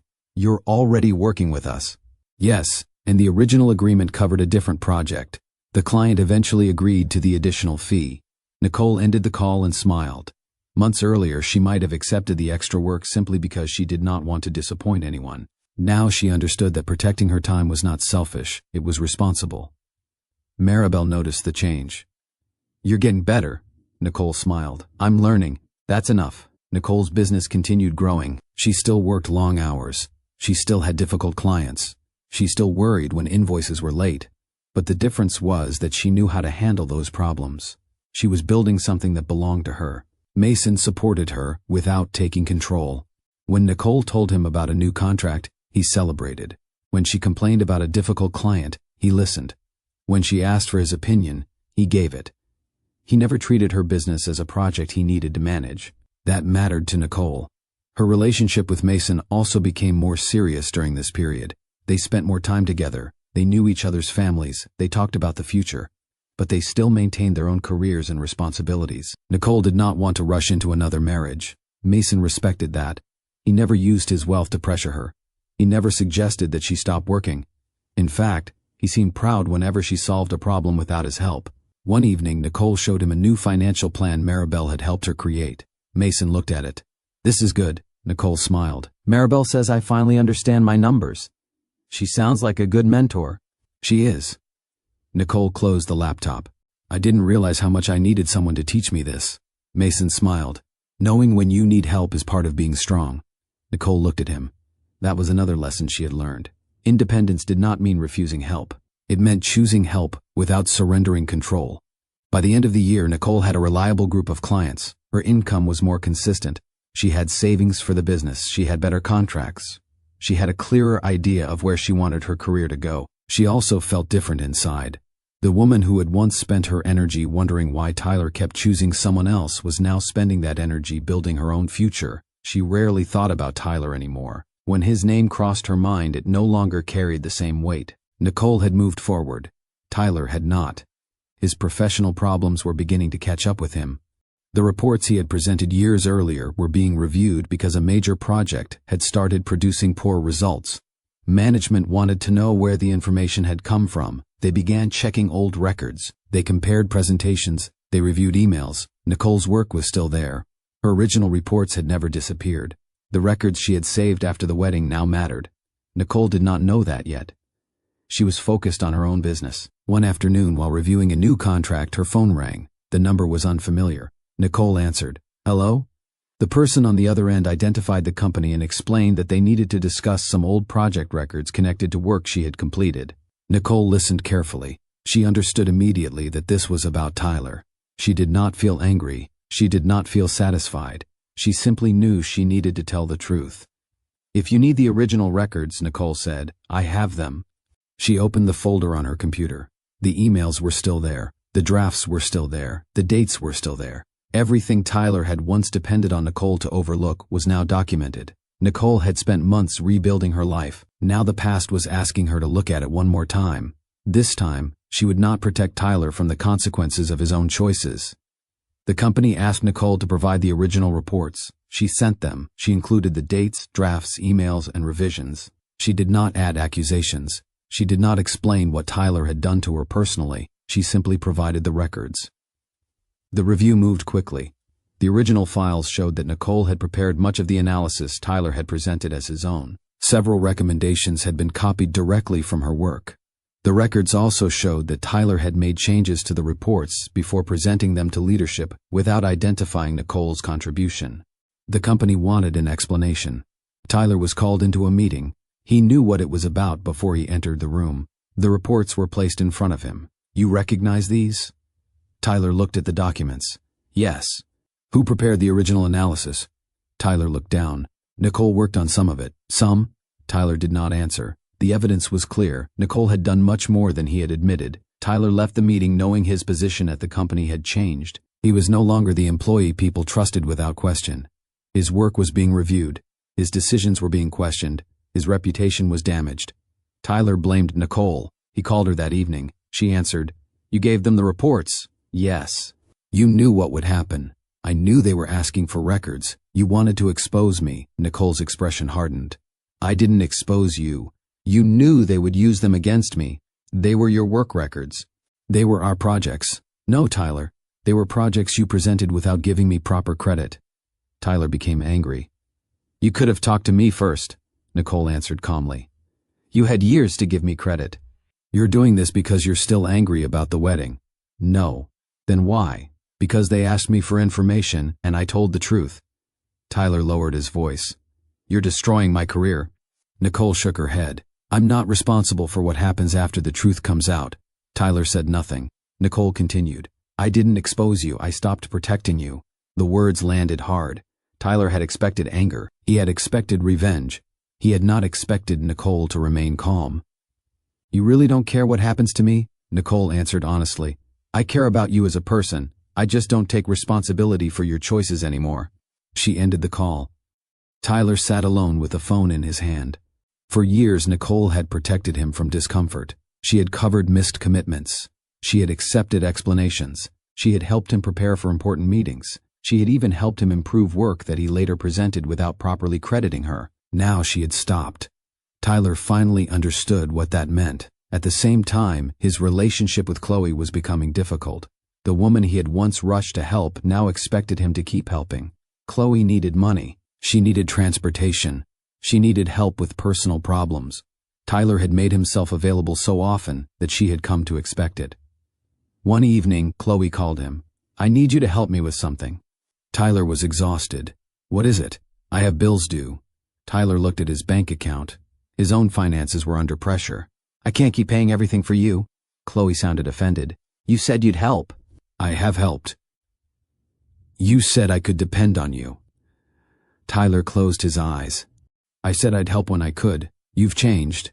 Tyler looked around his apartment. "No, my situation changed." Chloe became angry. "So now you're leaving me?" Tyler looked at the phone. He had spent months believing Chloe needed him. Now he realized that being needed had become a burden. He had allowed the relationship to become dependent on what he could provide. When he stopped providing, the relationship began falling apart. Tyler ended the call. For the first time, he understood something Nicole had tried to tell him without saying it directly. Being needed was not the same as being loved. Tyler had confused the two. He had believed that helping people gave his life meaning, but he had ignored the cost. He had neglected Nicole. He had neglected his own responsibilities. He had allowed his relationship with Chloe to become unhealthy. Now he was dealing with the consequences. Meanwhile, Nicole continued working. She did not follow Tyler's professional situation. She did not ask whether he had kept his position. She did not celebrate his problems.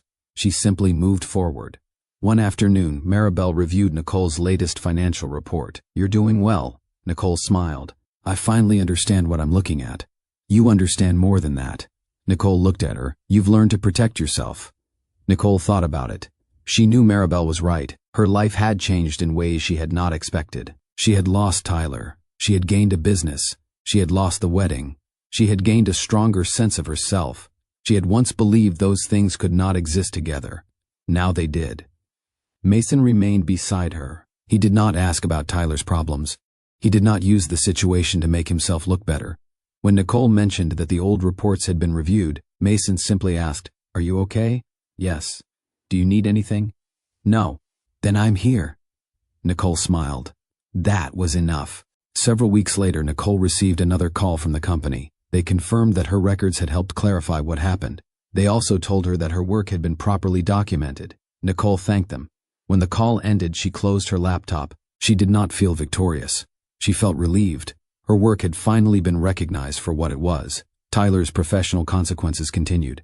He had to answer for decisions he had made. Chloe was no longer as close to him. The person he once believed would always need him had begun living her own life without depending on him.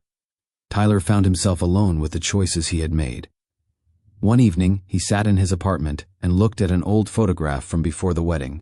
Nicole was smiling beside him. He remembered how easily she had supported him. He remembered how often she had made room for him. He remembered how certain he had been that she would always be there. That certainty had been his mistake. He had mistaken Nicole's loyalty for permission to neglect her. Now she was gone. Tyler finally understood that Nicole had not abandoned him. She had simply stopped carrying a relationship he had stopped protecting. And for the first time, Tyler understood the cost of that choice. Nicole and Mason had reached a different stage in their relationship. They were no longer simply getting to know each other. They had become part of each other's daily lives. Mason knew when Nicole had a difficult client. Nicole knew when Mason had a demanding week at work. They talked about money, family, careers, and the kind of home they wanted someday. They did not rush the subject of marriage. Nicole had learned that a wedding could be planned in months, while a marriage required years of honest decisions. Mason understood. One evening, they sat together after dinner. Mason looked at Nicole. "I want you to know something." "What?" "I am serious about you." Nicole smiled. "I know. I don't want you wondering where I stand." She looked at him. "I don't. I love you." Nicole took his hand. "I love you too." There was no pressure attached to the words. Mason did not ask when she would marry him. He did not ask her to make a promise. He simply wanted her to know where he stood. That was enough. A few days later, Tyler contacted Nicole. She almost ignored the call. Instead, she answered, "What do you need?" "I want to talk to you." "About what?" "Us." Nicole looked out the window. "There is no us anymore." "I know. Then what do you want?" "I want one conversation." Nicole considered it. She agreed to meet him at a quiet coffee shop. When she arrived, Tyler was already there. He looked different, not because of his clothes, because he no longer carried the confidence he once had. Nicole sat across from him. Tyler looked at her. "You look well." "I am. I heard your business is doing well." "It is." "I'm glad." Nicole nodded. Tyler took a breath. "I owe you an apology." Nicole said nothing. "I blamed you for what happened at work." "You did. I was wrong." Nicole listened. "I also blamed you for the wedding." Nicole looked at him. "I don't understand that one." "I thought you left because you were angry." "You left." "I know." Tyler looked down. "I kept thinking about what happened." Nicole waited. "I thought you would always wait for me." Nicole's expression changed. "Why?" "Because you loved me," Nicole answered calmly. "I did love you. I know. But love did not mean I would wait forever." Tyler nodded. "I understand that now." Nicole looked at him. "You should have understood it before." "I know," Tyler continued. "I thought because you had always supported me, you would keep supporting me no matter what I did." Nicole shook her head. "That was never what support meant."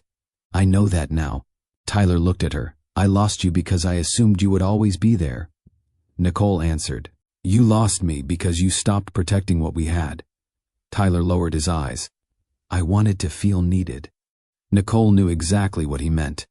"You made being needed more important than being a good partner." Tyler nodded. "That is true." He looked at her again. "I thought Chloe needed me." "She did. I thought helping her made me a good person." "Helping someone isn't wrong." "I know. But you allowed it to destroy our relationship." Tyler nodded. "I did. For once, Nicole did not have to convince him. He already knew. Tyler looked down at his hands. I still think about you. Nicole remained calm. I think about you too sometimes. Do you ever wonder if we could have worked? Nicole answered honestly. I wonder who we might have become if you had made different choices. Tyler looked hopeful for a moment. Nicole continued. But I don't want to go back. His expression fell. Because of Mason? Nicole shook her head. No. Tyler looked at her. Then why? Because of you. He said nothing. Nicole continued. I didn't leave because another man came into my life. Tyler looked down. I left because I was already unhappy. Mason had not caused the end of their relationship. He came later. Nicole had already canceled the wedding. She had already returned the ring. She had already started rebuilding her life. I need you to understand that, Nicole said. Tyler nodded. I do. You didn't lose me to Mason. I know. You lost me when I realized I could not keep asking you to make room for me. Tyler looked at her for a long time. I wish I had understood that sooner, so do I. He gave a small smile. I am glad you're doing well. Thank you. I heard you're doing very well. I am. You deserve that. Nicole appreciated the sincerity in his voice. Tyler stood. Before leaving, he looked at her. Can I ask you one thing? What? Are you happy? Nicole smiled. Yes. Tyler nodded. I wanted to know that. Nicole stood. I hope you find peace too. I hope so. They walked out separately. Nicole returned to her car. She did not feel angry. She did not feel tempted to go back. She felt finished. For years she had imagined closure as something Tyler would have to give her. She finally understood that closure had come from her own decision. That evening Mason called. How did it go? Nicole sat on her couch. It was good. Do you want to talk about it? She smiled. Not tonight. Okay. Mason did not press. Nicole looked around her apartment. The wedding planner was gone. The old decorations were gone. The life she had once planned with Tyler had been replaced by something she had built herself. She thought about the woman she had been 6 years earlier. That woman had believed love meant staying. She had believed patience could solve almost anything. She had believed loyalty required endless sacrifice. Nicole understood those things differently now. Love required two people. Patience had limits. Loyalty could not replace mutual effort. She looked at her phone. Mason had sent her a simple message. Sleep well. I'll talk to you tomorrow. Nicole smiled. That was the kind of certainty she wanted. No pressure. No demands. No promises he could not keep. Just a man who showed up because he wanted to. Nicole had not replaced Tyler. She had outgrown the life she once believed she needed. For the first time, she understood that moving forward did not mean forgetting the past. It meant refusing to live there. Mason did not propose immediately after Nicole's conversation with Tyler. He gave her time. Their relationship continued as it had before. They worked, they talked, they spent time with family, they disagreed when they needed to. Nicole noticed that Mason never treated her past as something he needed to compete with. That mattered to her. One Saturday evening, Mason asked Nicole to meet him for dinner. They sat across from each other at a quiet restaurant. Nicole noticed that Mason seemed more serious than usual. What are you thinking about? Mason smiled. You. Nicole laughed. That usually means you're about to say something important. I am. He reached across the table. I love you. Nicole smiled. I love you too. I want to marry you. Nicole did not answer immediately. She looked at him carefully. Mason did not pressure her. Nicole finally said, I need to ask you some things. Ask. What happens when we disagree? We talk about it. What if we can't agree? We find a solution we can both live with. And if we still can't, we give each other time and come back to it. Nicole nodded. She continued. Your money is very different from mine. How would that work? Mason answered without hesitation. My money doesn't make my decisions more important than yours. Nicole watched him. What about the business? My business is my responsibility. Your career is yours. What if your company needs you while I need you? I would tell you the truth about what I can give you, and I would expect the same from you. Nicole nodded. She had more questions. Would you expect us to combine everything? No. Would you expect me to stop working? Never. What if I want to build my consulting business into something much bigger? I'd support you. What if I want to keep it small? I'd support that too. Nicole smiled. What if I make more money one year? Mason laughed. Then we celebrate. She laughed with him. What if you make a decision I strongly disagree with? You tell me. What if I make one you strongly disagree with? I tell you. What if your family doesn't like one of my decisions? I would listen to them. I would still make my own decision. Nodded. And our friendships? What about them? I don't want either of us controlling who the other person talks to. I agree. What about privacy? We respect it. Nicole looked at him. You've thought about all of this. I've thought about us. That answer touched her. She had once believed that love was proven by strong feelings. Now she understood that a lasting marriage needed more. It needed honesty, boundaries, respect, shared responsibility. Nicole asked one final question. What happens if I become difficult to live with? Mason smiled. I already know you can be difficult. Nicole laughed. That's not what I asked. I know. He squeezed her hand. If we have a serious problem, we work on it. If one of us needs help, we get help. But neither of us should have to disappear to keep the other person comfortable. Nicole looked down. Those words reached a part of her that Tyler never had. Mason was not promising that marriage would always be easy. He was promising that both of them would remain responsible for it. Nicole looked back at him. Why me? Mason smiled. Because you're honest. She shook her head. There are plenty of honest women. I know. Then why me? Because when I met you years ago, you told me the truth when you had nothing to gain from it. Nicole remembered that meeting. You remembered that? I never forgot it, Mason continued. You didn't care how much money I had. You didn't care who I was. You saw a problem and told me the truth. Nicole smiled. That sounds like me. It is. He looked directly at her. I love the woman you are. I don't want to change her. Nicole felt tears gather in her eyes. Mason did not reach for the ring immediately. He waited. That mattered. Nicole had spent months learning that she did not have to answer pressure with compliance. She did not have to prove anything. She could choose. Finally, she looked at Mason. Yes, he smiled. Yes. Yes, I will marry you. Mason took out the ring. Nicole looked at it. It was beautiful, but she knew the ring was not what made the moment important. The important part was everything they had discussed before it. Mason placed the ring on her finger. Nicole looked at her hand. This time the ring did not feel like a promise that someone else was making for her. It felt like a decision she had made for herself. Later that evening they called Loretta. Nicole told her, Mom, Mason asked me to marry him. Loretta smiled. Did you say yes? I did. Loretta's eyes filled with tears. I am happy for you. Mason spoke. I promise I'll take care of her. Nicole looked at him. Loretta smiled. I know Nicole can take care of herself. What matters is that you respect her. Mason nodded. I will. Malcolm learned about the engagement the next morning. His first reaction was simple. So, does this mean I have to stop teasing you? Nicole laughed. No. Good. Sloane was one of the first people Nicole called after that. She listened to the whole story. When Nicole finished, Sloane said, You sound different. Nicole smiled. I feel different. You're sure? Nicole looked at the ring. Yes. This time she was not choosing marriage because she was afraid of losing someone. She was choosing it because she had found someone willing to build a life with her, without asking her to surrender the life she had already built. Nicole had once stood in a wedding dress waiting for a man to decide whether she mattered. Now she was standing in a new chapter of her life because she had decided that her own voice mattered too. Mason had not rescued her. He had not rebuilt her.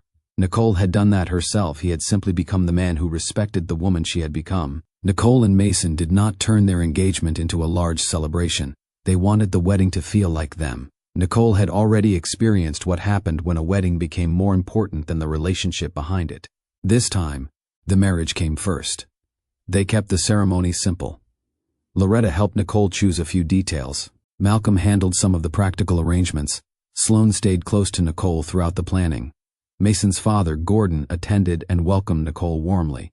There was no need to impress anyone. The people who mattered were there. On the morning of the wedding, Nicole looked at herself in the mirror. She was calm. There was excitement. But there was no fear that the man she loved would suddenly decide not to appear. Mason had shown her who he was long before the ceremony. That gave her peace. When she walked toward him, Mason smiled. Nicole smiled back. Their vows were simple. They promised to respect each other's work. They promised to communicate when something was wrong. They promised to make important decisions together. They did not promise a perfect life. They promised to keep choosing the marriage. After the ceremony, Loretta hugged Nicole. You look happy. I am. Mason hugged Loretta. Thank you for trusting me with her. Loretta smiled.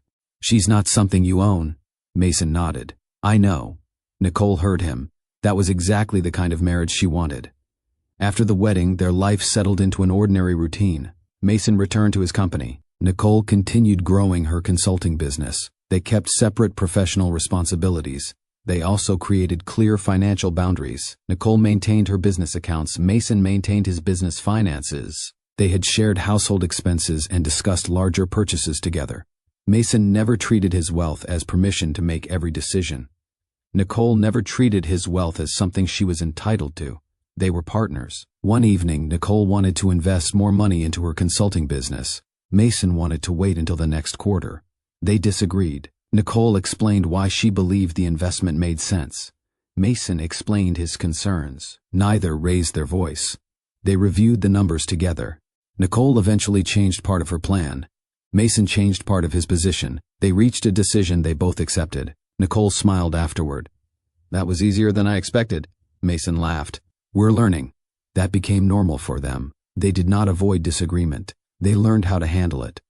When Nicole had a difficult week, Mason listened. When Mason faced pressure at work, Nicole listened. If one of them needed space, the other respected it. If one needed support, the other showed up. Nicole also kept her independence. She continued working. Her consulting business became more established. Maribel remained involved in her financial planning. Nicole continued reviewing contracts carefully and protecting her time. Mason never suggested that her business was unnecessary because he had money. He respected what her work meant to her. One afternoon, Nicole landed one of her biggest consulting contracts. She called Mason. I got it. He smiled. I knew you would. Nicole laughed. You always say that, because you keep proving me right. She told him the details. Mason celebrated with her. He did not make the achievement about himself. That mattered. Nicole had once been afraid that marrying a wealthy man would make her lose the independence she had fought to rebuild. Instead, Mason helped protect it. Not by controlling her choices, by respecting them. Their marriage was not perfect. Nicole still struggled with asking for help. Mason still had a habit of trying to solve problems too quickly. They had to keep working on those things. One evening, Nicole came home frustrated after a difficult client meeting. Mason asked what happened. She explained. His first response was to offer a solution. Nicole looked at him. Can you just listen? Mason stopped. Yes. He listened. Nicole finished. Thank you. Mason smiled. I am learning. Nicole kissed his cheek. So am I. They both understood that marriage was not about never making mistakes. It was about recognizing them before they became patterns. Months passed. Nicole's business continued growing. Mason's company continued expanding. Their financial lives remained stable. Their home remained comfortable. But Nicole never allowed Mason's wealth to become the measure of her worth. She still remembered the woman she had been before the canceled wedding. That woman had believed security came from having a man beside her. Now Nicole understood that security also came from knowing she could stand on her own. Mason did not weaken that confidence. He strengthened it. One Sunday afternoon, Nicole and Mason visited Loretta. Malcolm was there too. The conversation moved from work to family to ordinary plans for the coming week. Loretta watched Nicole and Mason together. She smiled. You two seem settled. Nicole looked at Mason. We are. Mason nodded. We've worked for it. Loretta smiled. That is the part people forget. Nicole understood. The wedding had been one day.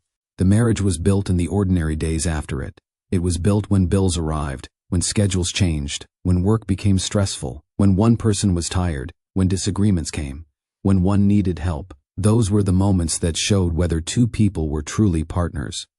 Nicole had once prepared for a wedding with a man who could not make room for her. Now she was building a marriage with a man who understood that making room for each other was part of the commitment. She did not need Mason's wealth to feel secure.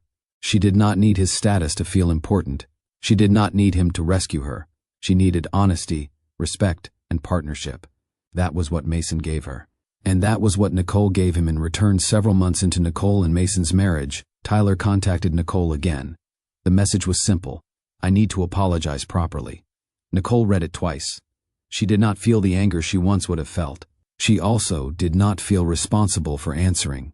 That evening she showed Mason the message. Mason read it. What do you want to do? I don't know. You don't have to answer. Nicole nodded. She thought about it overnight. The next morning she replied, You can say what you need to say. Tyler asked to meet. Nicole agreed. She told Mason where she was going. Mason did not question her decision. "I trust you," he said. Nicole smiled. "Thank you." She met Tyler at a quiet restaurant. He looked different from the man she had known 6 years earlier. He seemed older, more tired, more honest. Tyler stood when Nicole arrived. "Thank you for coming." Nicole sat across from him. "What do you need to say?" Tyler looked at her. "I owe you an apology." Nicole listened. "I blamed you for what happened at work." "You did. I blamed you because I didn't want to accept what I had done." Nicole remained quiet. Tyler continued. "I took credit for work you helped create. I made you carry responsibilities that belonged to both of us. I kept asking you to understand me while I stopped trying to understand you." Nicole nodded. "That is true." "I also blamed Chloe." Nicole looked at him. "Why?" "Because it was easier than blaming myself." That answer surprised Nicole. Tyler continued. "She did not make me leave our wedding." Nicole looked at him. "I did." He finally said it clearly. "I made that choice." Nicole felt something inside her settle. For years she had wanted Tyler to understand that. Now he did. Tyler looked down. "I thought you would always be available." Nicole said nothing. "I thought because you loved me you would forgive everything." Nicole answered. "Love doesn't work that way." "I know. I loved you enough to keep giving you chances."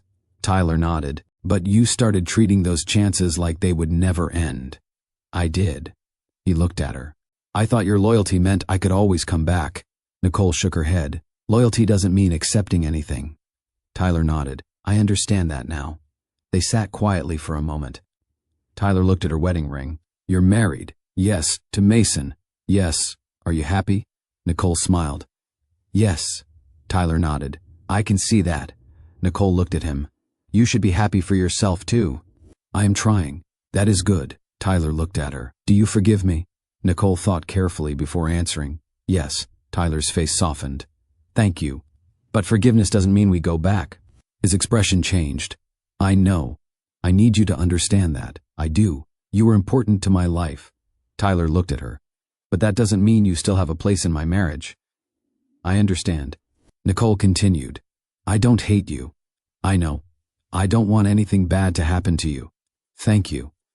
But I also don't want to carry what happened between us anymore." Tyler nodded. "You shouldn't have to."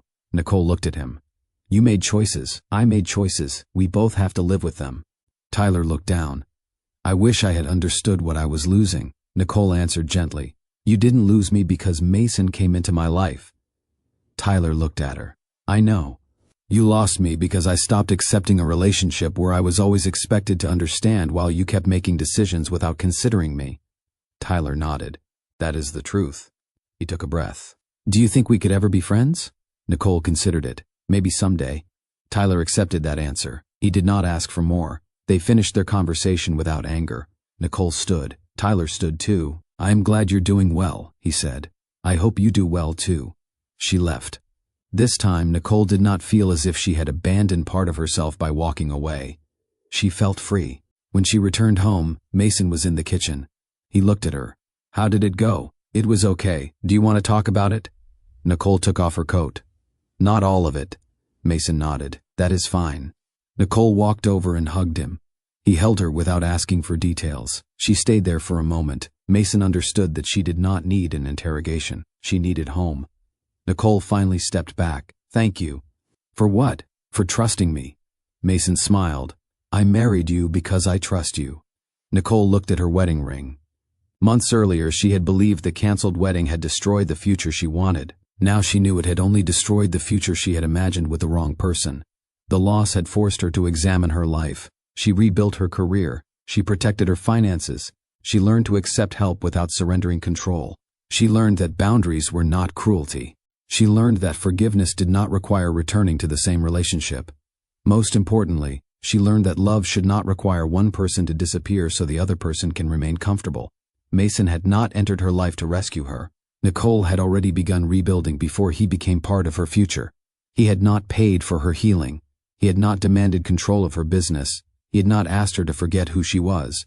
He had simply stood beside her. That was why their marriage worked. They had both chosen it. One evening, Nicole sat with Mason on their porch. She looked at him. "I used to think the wedding was the most important day of my life." Mason smiled. "What do you think now?" "The days after it," He nodded. Nicole continued. The ordinary days, the difficult days, the days when we disagree, the days when one of us needs help. Mason took her hand. Those are the real marriage. Nicole smiled. She thought about the woman who had once stood in a wedding dress waiting for Tyler to decide whether he would show up. That woman had believed losing him meant losing her future. She was wrong. Her future had never belonged to Tyler. It belonged to her. The canceled wedding had hurt. The broken engagement had hurt. The betrayal had hurt. But none of those things had ended Nicole's life. They had forced her to stop confusing loyalty with self-abandonment. Nicole looked at Mason. She understood something even more important. Mason was not her reward for surviving Tyler. He was her partner because they had both chosen a healthier kind of love. A love where two people could remain whole while building one life together. Nicole squeezed Mason's hand. He squeezed hers back. Their marriage was not perfect. It did not need to be. They simply kept choosing each other without asking either person to stop choosing themselves. That was the marriage Nicole had wanted all along. She just had to lose the wrong future before she could recognize it.